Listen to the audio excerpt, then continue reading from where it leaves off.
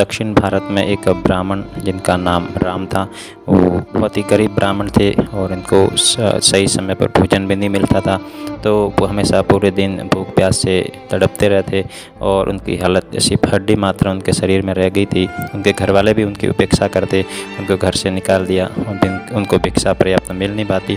तो वो हमेशा सोचा करते कि उनके कर्म ऐसे पिछले जन्म में रहे होंगे, इसलिए उनको इस कंडीशन में हैं। तो वो भगवान के मंदिर जाते और हमेशा भगवान से प्रार्थना करते कि हे प्रभु, ये गरीब ब्राह्मण आपके दर पर आया है और मैं भूख प्यास से मर जाऊंगा, प्रभु आप मेरी रक्षा कीजिए, आप मुझे धन दीजिए। तो इस तरह वो हमेशा भगवान से प्रार्थना करते रहते।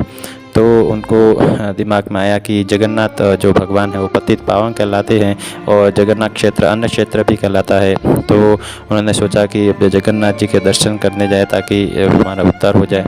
तो इस तरह उन्होंने सोचा, लेकिन उन्होंने सोचा कि जगन्नाथपुरी बहुत दूर है और वहाँ तक जाते जाते क्या पता जिंदा रहे या ना रहे। तो फिर भी वो जो है हिम्मत करके वहाँ से चले और जगन्नाथपुरी के लिए चल दिए और पूरे रास्ते में वो जगन्नाथ जी को याद करते रहे। तो इस तरह चलते चलते जो है मुश्किल से वो जगन्नाथपुरी पहुँचे और उन्होंने जगन्नाथ जी का दर्शन किया और जगन्नाथ जी से बहुत प्रार्थना की और हे प्रभु, ये जो गरीब ब्राह्मण है आपके दर पर आया है और मैं भूख प्यास से मर रहा हूँ, आप मेरी रक्षा कीजिए, आप मुझे पर्याप्त खाना दीजिए।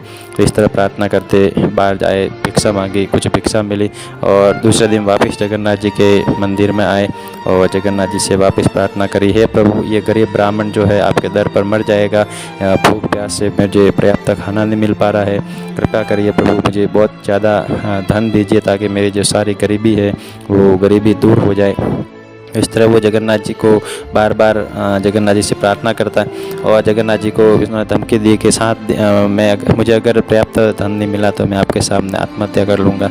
तो इस तरह वो गरीब ब्राह्मण जो है 7 दिन तक लगातार भूखा रहा और उन्होंने उपवास किया, लेकिन उनको कोई भोजन मिला नहीं।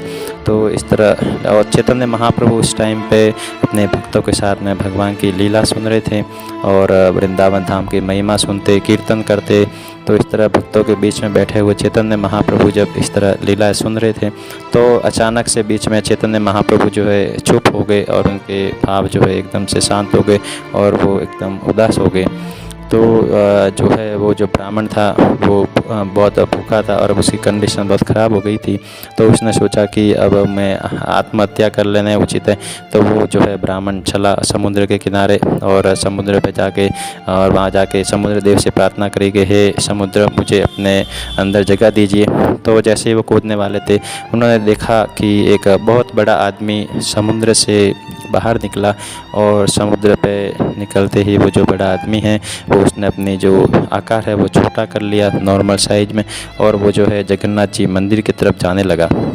तो जैसे ही जगन्नाथ मंदिर की तरफ जाने लगा वो ब्राह्मण जो इसका पीछा करने लगा और उसने सोचा कि हो ना हो यही जगन्नाथ है और मेरा उद्धार करने के लिए यहाँ पे आए हैं। तो वो जो गरीब ब्राह्मण है वो उसका पीछा करने लग गया। तो विभीषण जो है जो उन्होंने देखा कि उनका कोई पीछा कर रहा है तो अचानक से पीछे मुड़े और उन्होंने पूछा कि तुम मेरा पीछा क्यों कर रहे हो।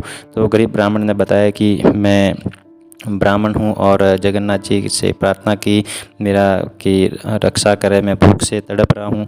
पहले मैं ब्राह्मण था, दक्षिण भारत से आया हूँ और इतना भूखा प्यासा, मेरे को कोई ढंग से खाना भी नहीं मिलता है और घर वाले भी मेरी उपेक्षा की है करते हैं। तो मेरे जगन्नाथ जी के सिवा कोई नहीं है, लेकिन जगन्नाथ जी ने भी मेरी रक्षा नहीं की और आप ही मुझे लगता है जगन्नाथ जी मेरी रक्षा के लिए आए हैं। तो उन्होंने बताया तो जो है वो व्यक्ति बहुत उदास हो गया और उदास होकर उन्होंने बताया कि मैं जो है लंका का राजा विभीषण हूँ और मैं यहाँ पे जगन्नाथ जी के दर्शन करने के लिए आया हूँ।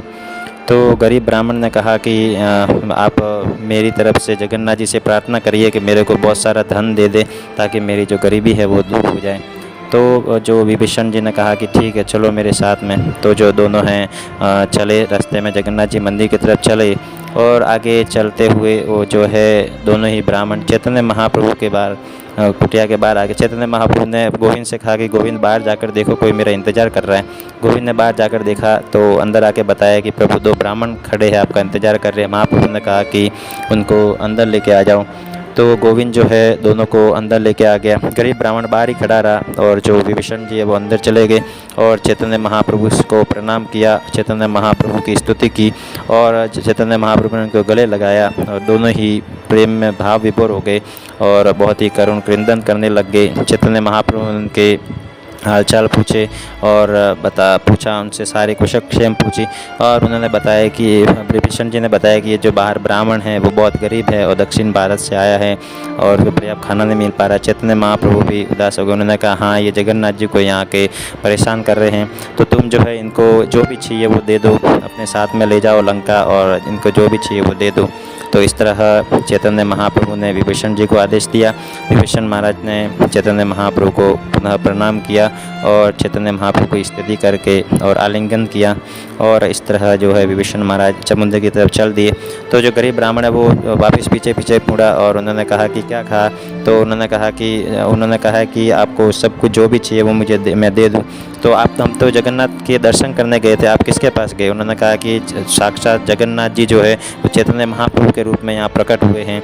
तो गरीब ब्राह्मण ने कहा कि मैंने तो अच्छे से दर्शन भी नहीं किए, मैं तो अंदर भी नहीं आया, आप कृपा करिए मेरे को एक बार वापस उनके दर्शन करा दीजिए। तो विभीषण महाराज ने फिर जो है कहा कि चलो ठीक है।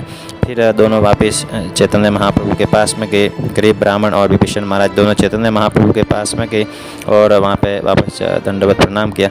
तो चैतन्य महाप्रभु के जो संगी थे वो बाहर से देख रहे थे कि दोनों कौन है, क्या कर रहे, क्या अंदर बात चल रही है। तो इस तरह वो सारे जो है बहुत ही कन्फ्यूजन में थे कि अंदर क्या हो रहा है, क्या बातें चल रही है, ये दोनों ब्राह्मण कौन है इस तरह से। तो चैतन्य महाप्रभु ने पूछा विभीषण महाराज का वापस कैसे आए, तो उन्होंने कहा कि आप इसे ब्राह्मण से ही पूछ लीजिए। तो गरीब ब्राह्मण चैतन्य महाप्रभु के चरणों में दंडवत प्रणाम किया। उन्होंने कहा कि प्रभु, मैंने आपको सही से दर्शन नहीं किए और मैं यहाँ पर धन मांगने के लिए आया था, लेकिन मेरे को जो धन नहीं चाहिए, आप मेरे लिए जो सबसे ज़्यादा अच्छी चीज़ हो, जो सबसे ज़्यादा ऐसी चीज़ हो जो कभी मैं वापस खोऊं नहीं, वो चीज़ मुझे प्रदान करिए। इनडायरेक्टली उन्होंने कहा कि मेरे को आपकी भक्ति प्रदान करिए। तो चैतन्य महाप्रभु प्रसन्न हो गए और उन्होंने उस गरीब ब्राह्मण के सर पर हाथ रख लिया और इस तरह जो है गरीब ब्राह्मण भी भगवान के प्रेम में मग्न हो गया और भगवत प्रेम प्राप्त हो गया और चैतन्य महाप्रभु ने फिर उनको विदा किया। तो उनके जो संगी थे उन्होंने परमानंदपुरी को भेजा। परमानंदपुरी ने पूछा, प्रभु, सारे आपके जो संगी है वो जानना चाहते हैं कि ये दोनों ब्राह्मण कौन हैं और क्या करने आए, क्या बात हुई आपके बीच में। तो चैतन्य महाप्रभु ने बताया कि जो पहले जो ब्राह्मण दर्शन करने आए थे वो विभीषण है, लंका से मेरे दर्शन करने आए थे, और दूसरा जो ब्राह्मण वो दक्षिण भारत में रहता है, बहुत ही गरीब है, उसको सही से खाना भी नहीं मिलता है, तो वो जगन्नाथ जी के पास में आया था भोजन के लिए। और जब उसने सुना कि साक्षात जगन्नाथ जी यहाँ पे है तो वो दर्शन करने के लिए फिर वापस जो है विभीषण जी के साथ में आया और विभीषण ने है उनको पर्याप्त जितना भी धन है उनको देने का वचन दिया है। तो जो है इस तरह देख सकते हैं कि एक भक्त के संपर्क में आने से भौतिक जीवन की समस्याएं भी हल हो जाती हैं और उसके साथ में आध्यात्मिक जीवन, जो आध्यात्मिक खुशी है, आध्यात्मिक बल हैं, वो भी मिल जाता है। तो देख सकते हैं कि भक्तों की कृपा से ही हमको आध्यात्मिक ज्ञान और भौतिक चीज़ें दोनों ही मिल जाती हैं। भगवान कृष्ण ने हमको श्रीला प्रभुपाद जी प्रदान किए हैं और प्रभुपाद जी की कृपा से हमको इस भौतिक जीवन में भी आनंद आ रहा है और बहुत ही हमको अच्छा सा प्रसाद मिल जाता है। और इसके साथ साथ प्रभुपाद जी ने हमको भगवत नाम भी प्रदान किया है। भगवान का कीर्तन करेंगे, भगवान का नाम जप करेंगे तो हमारा आध्यात्मिक जीवन भी सुधर जाएगा और भगवान का प्रसाद पाकर हमारा ये जो भौतिक जीवन है वो भौतिक जीवन भी हमारा आनंद में हो जाएगा। इस तरह भगवान की कृपा जो है हमें दोनों रूपों में मिल जाती है, भौतिक जीवन में और आध्यात्मिक जीवन दोनों में ही। हरे कृष्णा।